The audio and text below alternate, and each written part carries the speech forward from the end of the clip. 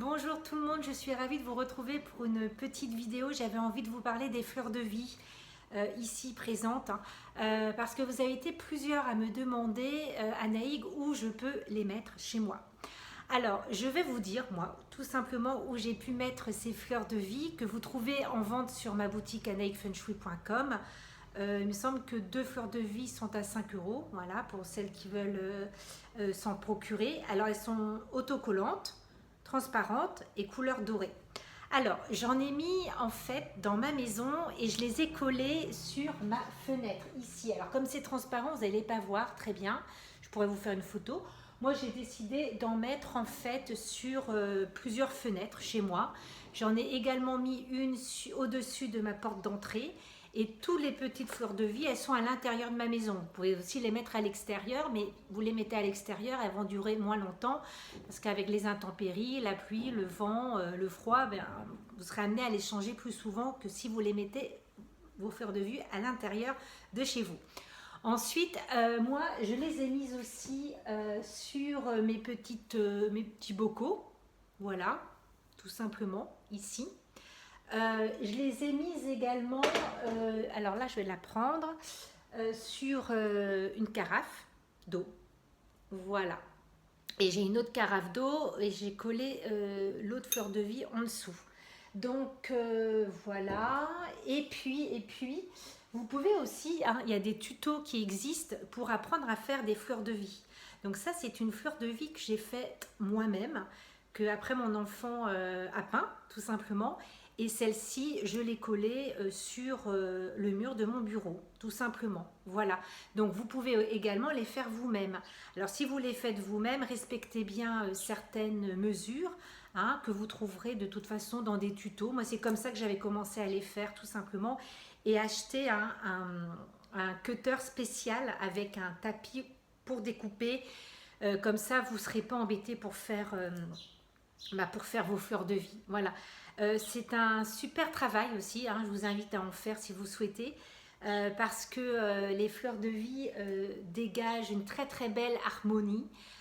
Donc c'est pour ça que moi je les ai mises, j'ai une fleur de vie sur toutes les fenêtres de ma maison. J'en ai collé partout sur les fenêtres de ma maison, sur mes bocaux, comme je vous disais, sur mes carafes. Elles amènent un bon taux vibratoire, une belle énergie, et pour moi une énergie de protection et de bien-être. Il faut savoir que cette figure de forme, hein, cette onde de forme, on la retrouve partout, partout sur les 5 continents de notre planète. Elle est gravée dans la pierre, on la retrouve également peinte sur des monuments historiques. Donc c'est vraiment quelque chose qui apporte en fait des ondes, des choses positives. Donc c'est pour ça que je vous invite vraiment à les coller ou pourquoi pas à les fabriquer. Voilà. Donc si vous voulez aller plus loin sur ce qu'est réellement une fleur de vie, comment on la fait, c'est vrai qu'elle est aussi, elle représente le nombre d'or. C'est une petite graine finalement, cette fleur de vie ici, c'est une petite graine qui se multiplie tout simplement. C'est vrai que si vous amusez à les faire, vous allez probablement sentir, vous pouvez aussi, hein, parce que c'est comme assez puissant, sentir que tous vos chakras sont en train de se réharmoniser quand vous êtes en train de faire la fleur de vie. Moi, ce qui s'est produit la première fois que j'en ai fait une, comme ça en fait à la main, voilà, et bien j'ai vraiment senti au chakra de la gorge, du plexus solaire, je sentais comme des picotements à ces endroits-là. Voilà, donc c'était assez magique. Et on m'avait prévenu, hein, j'avais un ami qui va me dire, tu vas voir Anne, quand tu vas les faire, il se peut que tu ressentes, que ton corps ressente les bienfaits de cette fleur de vie. Voilà, donc c'est une petite vidéo rapide, juste pour vous dire aussi, eh bien, nous sommes au deuxième tour. Pour moi, je rejoins tout à fait les avis de certaines personnes que vous probablement que vous suivez au niveau des résultats de l'élection. S'il passe et qui, pour moi, il va pas passer en jouant, en étant, comment dire, pas fair play, mais il passera, mais il passera parce qu'il y aura F, quoi. Voilà, c'est qu'il y aura tricherie.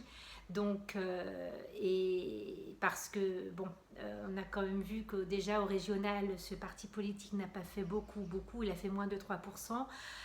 Voilà, donc je ne vais pas remplacer hein, les personnes qui suivent les actualités et qui les décryptent beaucoup mieux que moi. Voilà, et s'il passe, de toute façon, ça risque d'énormément bouger en France. Donc nous sommes prévenus. Et puis si elle passe, ça risque aussi de bouger en France, mais on ne sait pas trop pourquoi ni comment. Moi j'ai envie de vous dire que il risque, oui, de passer, mais ça va pas se faire comme il souhaite.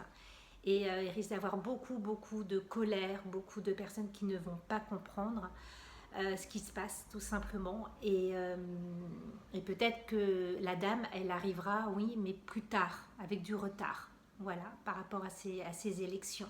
On verra comment les choses vont se produire. En tout cas, on va essayer de rester le plus ancré possible pour ce week-end. Hein, voilà, essayons de ne pas se laisser déborder par la peur, de ce que les gens aussi peuvent transmettre, hein, de votre entourage. Comme je vous dis très souvent, faites votre petit cocon, protégez-vous. Et puis, je discutais avec une très belle personne hier, hein, et oui, en fait, qui avait pris conscience que qu'on pouvait faire partie de différents mondes, d'une certaine matrice ou pas. Voilà, donc soit on décide de faire partie ou pas, de s'en protéger ou pas, et de continuer à mettre en place des projets. C'est très important parce que c'est ça aussi qui va nous faire tenir, mettre en place nos projets, voir nos projets avec nos enfants, avec notre famille se concrétiser. Ça c'est important parce que c'est vraiment quelque chose de positif. Donc moi j'ai des gens qui font des thèmes feng shui, qui sont dans la rénovation ou qui sont dans un changement d'activité, dans un processus de changement d'activité, et c'est extrêmement magique pour eux. Parce qu'il y a des choses auxquelles ils n'auraient jamais pensé pouvoir faire ou de changer de carrière professionnelle. Mais les circonstances font qu'ils se donnent aussi le droit, les moyens de faire autre chose. Et ça, c'est magnifique. Voilà. Et c'est très beau aussi de voir les parents qui se soucient énormément du bien-être de leurs enfants. J'ai de plus en plus de thèmes feng shui pour l'orientation des enfants ou pour tout simplement le bien-être des enfants par rapport à l'aménagement de leur chambre, à leurs bonnes orientations pour faire les différentes activités qui se déroulent tout au long de leur journée pour ces petits bouts de chou ou ces plus grands tout simplement. Mais j'ai envie de vous dire, voilà, c'est le thème feng shui, c'est aussi là, ça à vivre au quotidien. Au quotidien, je suis toujours face à mes bonnes orientations. Au quotidien, je veille aussi à mettre des couleurs qui me stimulent, qui me donnent de l'énergie quand je sens que je suis un peu plus fatiguée certains jours que d'autres. Profitez également du soleil, de la nature, marchez dans la nature, c'est très important. Faites du vélo, du jogging, dans la nature, campagne, forêt, au bord de la mer pour ceux qui ont la possibilité. Bref, oxygénez-vous.